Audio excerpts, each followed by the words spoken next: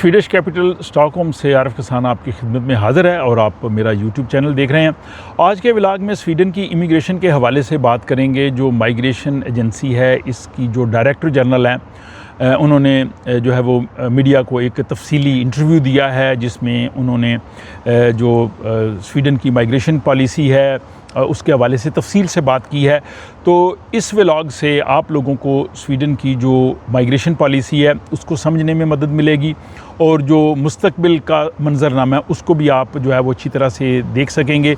जो लोग स्वीडन में नए आए हैं या आना चाहते हैं, या जो इमिग्रेशन के किसी भी प्रोसेस में हैं, खा वो वर्क परमिट है, खा वो रेजिडेंस परमिट है, PR है या नेशनलिटी है, उन सब के लिए जो है वो इसको देखना जो है वो बहुत ही अहम होगा। और इसमें उन्होंने बहुत खुल के बात की और इसके बाद उनका जो इंटरव्यू था उस पर अवामी रद्द-ए-अमल भी आया। तो उसमें रद्द-ए-अमल से भी आप लोगों को आगाह करूँगा कि लोगों ने इसके बारे में क्या तबसरा किया है। तो इस व्लॉग का मकसद आपको डराना या परेशान करना हरगिज़ नहीं, बल्कि आपको सूरत हाल से आगाह करना है, ताकि अगर किसी ऐसी सिचुएशन में हों तो आप ज़हनी तौर पे तैयार हों, आप इसकी तैयारी कर सकें। और आखिर में मैं इसके लिए आपको मुफीद मशवरे भी दूंगा कि आपको क्या करना चाहिए। तो इसलिए आप अगर सारी गुफ्तगू सुनेंगे तो आपको जो है वो काफ़ी इससे जो है वो अच्छा इंफॉर्मेशन भी मिलेंगे, आपके लिए फ़ायदा मंद भी होगा।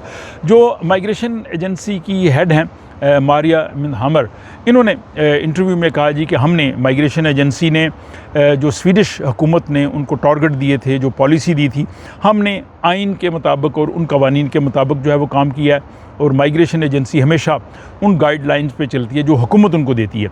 लेकिन इसके बाद हुकूमत जो है वो माइग्रेशन एजेंसी पे बराह रास्त कोई दबाव नहीं डालती। हमें वो बिल्कुल नहीं कहते कि आप इसको प्रोसेस को स्लो करें, तेज़ करें। और उन्होंने इस तासर को जो है वो बिल्कुल मुस्तरद किया। उन्होंने कहा जी कि कभी भी जो इस वक्त गवर्नमेंट है, इसने जो आइन या कानून से बालातर हो के हमें कंट्रोल करने की कोशिश नहीं की। उन्होंने कहा जी कि 3 सालों में बहुत कुछ जो है वो बदला है और 3 सालों में जो भी यहाँ पे कानून साजी हुई है हमने उसके मुताबिक काम किया। और इन 3 सालों में जो है उन्होंने बताया कि वर्क परमिट की तनख्वाह कम से कम जो है वो 2 मरतबा बढ़ाई गई है। फिर इसके बाद वर्क परमिट में फिर मज़ीद कानून साजी के कुछ जो प्रोफेशन है 27 उनको एग्जेम्प्ट किया गया। तो माइग्रेशन एजेंसी उसके मुताबिक जो है वो काम कर रहा है। फिर जिन लोगों को यहाँ से डिपोर्टेशन के ऑर्डर्स होते हैं उनके लिए डिटेंशन सेंटर्स, हिरासती मराकज़, उनमें इजाफ़ा किया गया है। जो स्वीडन की नेशनलिटी के लिए जो लोग अप्लाई करते हैं उनके लिए सिक्योरिटी चेक का निज़ाम बनाया गया है। और इसके बाद जो 6 जून के बाद जो नए कवानीन आए हैं, अभी इसमें जो स्वीडन की शहरियत का टेस्ट है और इसके बाद जो लैंग्वेज टेस्ट होना है वो भी जो है वो अडॉप्ट किया गया है। और फिर शहरियत के लिए फ़िज़िकल जो है वो प्रेजेंस और पर्सनल ID चेक करना, ये जो है इसका सिलसिला भी हमने शुरू किया। फिर जिनकी एप्लीकेशंस रिजेक्ट हुई थी असाइलम केसेस की, उनको वापस भेजने पे हमने जो है वो पूरी कोशिश की। और इसके बाद जो यूरोपीय यूनियन का माइग्रेशन एंड असाइलम एक्ट है उसको हमने जो है वो यहाँ पे नाफिज किया। तो उन्होंने कहा ये तमाम काम हमने बहुत मुख्तसर मुद्दत में किए और इसलिए हम जो है वो समझते हैं कि हमने जो भी गाइडलाइंस थी हुकूमत की या कानून की उस पर अमल किया। मारिया ने कहा कि मौजूदा हुकूमत ने इमिग्रेशन को महदूद करने के लिए हमें जो टारगेट दिए थे हमने पूरी संजीदगी से उस पर अमल किया। उसमें उन्होंने कहा जी कि जिनकी एप्लीकेशन रिजेक्ट हो गई थी असाइलम सीकर्स की, उनको हमने तलाश किया, उनके लिए हमने यकीनी बनाया कि उनको स्वीडन से जो है वो बाहर जो भिजवाया जाए। और उन्होंने कहा जी कि यही हुकूमत की जो है वो बड़ी तरजीह थी। उनसे सवाल किया गया कि क्या माइग्रेशन एजेंसी जो है वो अपने इन टारगेट्स में जो है वो कामयाब रही। तो उन्होंने कहा जी कि बड़ी तादाद में जो नए कवानीन थे, हुकूमती जो ऑर्डर्स थे, यूरोपीय यूनियन के जो रूल्स थे, उन सब के मुताबिक हमने बहुत अच्छा काम किया। उन्होंने कहा जी कि शायद इससे हम और ज़्यादा बेहतर काम कर लेते अगर हमें मज़ीद वक्त मिलता, लेकिन हमने अपने कानूनी मेयार को बेहतर रखा है। फिर उनसे ये भी सवाल किया गया कि शहरियत के लिए बहुत बड़ा लोगों को इंतज़ार करना पड़ता है। सिटीज़नशिप का जो एप्लीकेशन है, जिन लोगों ने नेशनलिटी के लिए अप्लाई किया हुआ है, और ऐसे लोग भी हैं जो 4 साल से अपनी जो है वो बारी का इंतज़ार कर रहे हैं।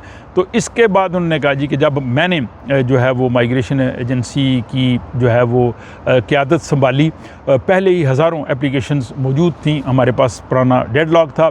और इसके बाद ये सिटीज़नशिप की एप्लीकेशंस जिसमें काफ़ी इंतज़ार करना पड़ता है, उसमें एक वजह तो ये भी है कि सिक्योरिटी चेक का नया निज़ाम आया, हमने वो स्क्रूटनी करनी होती है, वो एक परफॉर्मा आप लोगों को भिजवाया जाता है जिसमें जो सवालात होते हैं, तो सिक्योरिटी चेक और इसमें ज़ाहिर स्वीडन की जो खुफिया एजेंसी है उसके साथ मिलकर भी काम करना पड़ता है। दूसरा ये है कि जो सिटीज़नशिप के लिए पहले नहीं होता था कि लोगों को बुलाया जाए, अब उनको बुलाना पड़ता है, वो उधर आते हैं, ज़ाहिर इसमें भी जो है वो टाइम लगता है। तीसरा ये कि हर केस एक जैसा नहीं होता, मुख्तलिफ़ केस होते हैं और बाज़ औक़ात हमें धोखाधड़ी से बचने के लिए, डॉक्यूमेंट्स को चेक करने के लिए, शनाख्त को जो है वो दुरुस्त तौर पे चेक करने के लिए, या वो लोग वाकई स्वीडन में हैं, ये सारी चीज़ों को देखने के लिए हमें काफ़ी जो है वो वक्त लगता है। फिर उनसे ये सवाल किया गया कि क्या ये अब इंतज़ार का लम्हा कम होगा, तो उन्होंने कहा जी कि मुस्तकबिल में हमारी पूरी कोशिश होगी कि इंतज़ार का लम्हा जो है वो कम हो। उसकी वजह यह है कि अब स्वीडन में आने वाले लोगों की रफ़्तार कम है और फिर माइग्रेशन एजेंसी ने मज़ीद मुलाज़मीन भी भर्ती किए हैं, हमने अमला ज़्यादा बढ़ाया है, आहिस्ता आहिस्ता हम बैकलॉग को ख़त्म कर रहे हैं, लेकिन हम कोई टाइम लाइन नहीं दे सकते अब भी। इसके बाद उन्होंने जो दरख्वास्त गुज़ार है जिन्होंने एप्लीकेशन दी होती है उनको भी ज़िम्मेदार ठहराया। इसमें वो सब लोग आ जाते हैं, वर्क परमिट वाले भी हैं, पीआर वाले भी हैं, सिटीज़नशिप वाले भी हैं। उसकी वजह यह है कि वो उनके बकौल कि एक तो वो मुकम्मल एप्लीकेशन नहीं देते, उसमें डॉक्यूमेंट्स मिसिंग होते हैं, फिर हमें मज़ीद उनसे डॉक्यूमेंट मांगने पड़ते हैं, फिर उसमें वो मज़ीद वक्त लगा लेते हैं।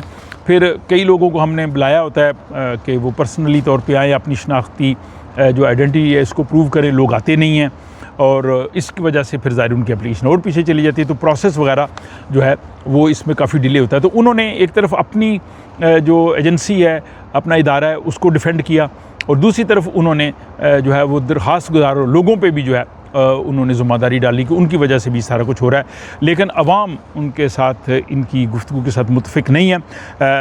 कई लोगों ने कहा जी कि कई लोगों को 2-2 साल तक जो है वो केस ऑफिसर ही अलॉट नहीं होता, तो जब केस ऑफिसर ही अलॉट नहीं होगा तो हम कैसे उनको चीज़ें पूरी करेंगे। तो होना ये चाहिए कि शुरू में ही केस ऑफिसर अलॉट हो, शुरू में वो एप्लीकेशन को चेक करे, अगर डॉक्यूमेंट्स मिसिंग हो तो वो शुरू में ही ले ले, बजाय को 2 साल के बाद हमारे डॉक्यूमेंट्स जो है वो देखने शुरू करे और इसके बाद जनाब वो अपना प्रोसेस शुरू करें। उनसे ये पूछा गया कि अगर हुकूमत तब्दील हो गई, अगली हुकूमत आ गई जो है वो डिफरेंट जो मौजूदा हुकूमत से, तो फिर क्या होगा। तो उन्होंने कहा जी हुकूमत अगर बदल गई, हुकूमत ने आके गाइडलाइंस बदली, कानून बदला, तो ज़ाहिर है हम उसके मुताबिक बिल्कुल अपने आप को अडॉप्ट करेंगे और हम हुकूमती जो कवानीन है उनके मुताबिक ही चलते हैं। फिर उसके बाद उनसे पूछा गया कि जो EU माइग्रेशन पैक्ट है, माइग्रेशन असाइलम एक्ट है, वो 12 जून से जो नाफिज हुआ है, तो इसके मुताबिक क्या होगा। तो उन्होंने कहा जी इसके मुताबिक एक हर आने वाले शख्स की जो है फौरी रजिस्ट्रेशन होगी, इब्तदाई सिक्योरिटी चेकअप होगा, जो लोग आएंगे उनकी सेहत का मुआयना होगा, उनको कोई ऐसा कोई मर्ज़ लाहक तो नहीं है। फिर जिन लोगों को ज़्यादा सपोर्ट की ज़रूरत होगी वो हमें पता चल जाएगा, फिर असाइलम के निज़ाम को मुनज़्ज़म किया जाएगा और इंटरनेशनल प्रोटेक्शन की इस्तिलाह जो है इस्तेमाल की जाएगी असाइलम की बजाय आलमी तहफ़्फ़ुज़ देना। तो उन्होंने कहा जी कि ये इब्तदाई तौर पे मुश्किल है, इसमें वक्त के साथ साथ ये चीज़ें जो है बेहतर हो जाएंगी। लेकिन उनके इस सारे इंटरव्यू पे अवाम ने जो है वो बड़े सख्त तबसरे किए हैं और कुछ ने कहा जी कि माइग्रेशन एजेंसी अपनी नाकामियाँ तस्लीम करने की बजाय लोगों पे जो है वो वज़न डाल रही है और तवील इंतज़ार की ज़िम्मेदारी जो है वो दरख्वास्त गुज़ारों एप्लीकेंट्स पर डालना मुनासिब नहीं है। हुकूमत ने मसलसल कवानीन तब्दील किए हैं और जिन लोगों ने ऑलरेडी अप्लाई किया होता है उनके ऊपर आप नए कवानीन का नफाज करते हैं, हालांकि पुराने का होना चाहिए जिसमें नेशनलिटी भी शामिल है। और कुछ लोगों का ये कहना है कि ठीक है हुकूमत को हक़ हासिल है कि वो सख्त जो है वो कवानीन बनाए, जैसे भी बनाए, जमहूरियत में ऐसा है, लेकिन वो पहले से लोगों को बता दे ताकि लोग अपनी मनसूबाबंदी कर सकें। और दूसरा, अगर वो लोग पहले से जिन्होंने दरख्वास्त दे रखी हो उनको आप पुराने कानून के तहत ही लें। कई अफराद ने कहा जी कि असल मसला जो है वो माइग्रेशन एजेंसी की सुस्त रफ्तार है, स्लो प्रोसेस है और अदालती फ़ैसलों में अमल दरामद में ताख़ीर है, इंतज़ामी कमज़ोरियाँ हैं। और इस पे उन्होंने कहा जी कि स्वीडन के मुख्तलिफ़ इदारे ख़ुद तनकीद कर चुके हैं। स्वीडन का जो वफाकी मुहतसिब है, पार्लिमानी मुहतसिब, वो भी इस पे तनकीद कर चुका है कि माइग्रेशन एजेंसी जो है वो गैर ज़रूरी ताख़ीर करती है और इफ़ेक्टिवली काम नहीं करती। और कई लोगों ने इसको गैर इंसानी जो है वो सलूक भी करार दिया जो कि तारकीन वतन की मुश्किलात को बढ़ाता है। अब इस सारी जो है वो ख़बर से, इंटरव्यू से और इन तमाम तबसरों से जो चीज़ मैं कहना चाहूँगा, जो मैंने कहा कि कुछ मुफीद मशवरे या आप अगर इस सिचुएशन में तो क्या करें। एक, जब भी आप एप्लीकेशन भेजें, आप मुकम्मल एप्लीकेशन भेजें, उसकी फ़ोटो को अपने पास रख लें। अब उसको अच्छी तरह से चेक कर लें, उसमें कोई भी डॉक्यूमेंट मिसिंग ना हो। गैर ज़रूरी चीज़ें ना दें, लेकिन जो चीज़ें देने वाली हैं वो ज़रूर दें। उसके बाद अगर माइग्रेशन एजेंसी की तरफ से आपको कोई भी ईमेल आई है या लेटर आया, उसका फ़ौरी जवाब दें। अपनी ईमेल चेक करते रहें। अगर आपकी अपॉइंटमेंट आई है, उस अपॉइंटमेंट पे ज़रूर जाएं, उसमें आप डिले ना करें। और इसके बाद उनके साथ अपना जो आपका अकाउंट है उसमें लॉगिन होकर अक्सर आप चेक करते रहें, क्योंकि कवानीन में तब्दीलियाँ आती रहती हैं, तो उसमें अगर आप अफेक्ट हो रहे हैं तो उसको ज़रूर देखें। तो दूसरा, जो अपडेटेड इंफॉर्मेशन है, कवानीन है या व्लॉग्स में भी मैं आपको बताता हूँ, इनको आप देखते रहें। और अगर आप किसी तरह से इफ़ेक्ट हो रहे हो तो फ़ौरी तौर पे फिर आपने केस ऑफिसर से, माइग्रेशन एजेंसी से पूछें कि जनाब क्या है। और अगर आपने सिटीज़नशिप की एप्लीकेशन दे रखी है तो उसके लिए अब आपको इंतज़ार करना पड़ेगा, क्योंकि जो सिविक टेस्ट है इसके लिए माइग्रेशन एजेंसी ने आपको लेटर भेजना है कि आप अपना टेस्ट बुक करवाएं। तो अगर वो आपको लेटर आ जाता है तो फ़ौरी तौर पे आप जो वेबसाइट वो बताएंगे यूनिवर्सिटी वाली, उस पर जाके अपना टेस्ट जो है वो बुक करवा लें। आप स्वीडिश लैंग्वेज सीखनी शुरू कर दें, अपनी स्वीडिश बेहतर करें। जो शहरियत का टेस्ट है इसकी आप तैयारी करें। बार बार इस पे मैंने बात की है। अगर आपके पास जॉब नहीं है तो सिटीज़नशिप के लिए आपको जॉब होनी चाहिए, जॉब की आप तैयारी करें।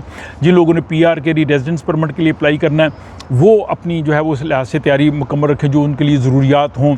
और इसके अलावा बाकी जो चीज़ें, फॉर एग्ज़ाम्पल जो आपका एड्रेस है उस पर आपको होना चाहिए, इस पर मैंने माज़ी में बात की। और जो यहाँ के कानून हैं उनको आप फॉलो करें, ताकि जिन लोगों के पास PR नहीं है, नेशनलिटी नहीं है, उनके लिए ज़्यादा अहम है, क्योंकि अगर उनको कोई भी फ़ाइन हो जाए, जुर्माना हो जाए, उनके लिए बड़ा मसला बनेगा। तो इसलिए जनाब इन सारी चीज़ों का अगर आप ध्यान रखेंगे तो आपके लिए कोई मुश्किल नहीं है। कानून जो भी बनता है बनता रहे। अगर आप दुनिया के साथ कंपेयर करें स्वीडन को, तो फिर भी अभी भी यहाँ पे काफ़ी जो है वो स्कोप है, चीज़ें हैं। तो हमें ये करना है कि जो कानून बन रहा है उसको समझना, और उसके अंदर रह के हमने अपने आप को तैयार करना है कि हम किस तरह से इसके अंदर रहते हुए अपने लिए रास्ता तलाश कर सकते हैं। और यही रास्ता तलाश करने के लिए मैं आपको की खिदमत में ये व्लॉग्स पेश करता हूँ, आपको इन्फॉर्मेशन देता रहता हूँ। और आज के इस व्लॉग के हवाले से अपनी राय का इज़हार ज़रूर कीजिए। अपना ख्याल रखिएगा। मिलते हैं आपसे अगले व्लॉग में।